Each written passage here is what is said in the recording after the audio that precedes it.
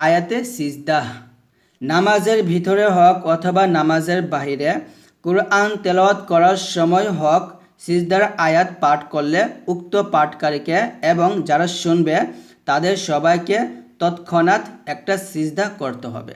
অর্থাৎ কোরআন মাজিদের যে 14টা আয়াত আছে সিজদার আয়াত, তো যদি আপনার সেই আয়াতগুলো নিজে তেলাওয়াত করেন অথবা আপনার তেলাওয়াত অন্য কেউ শুনলে অবশ্যই তাকে সিজদা করতে হবে।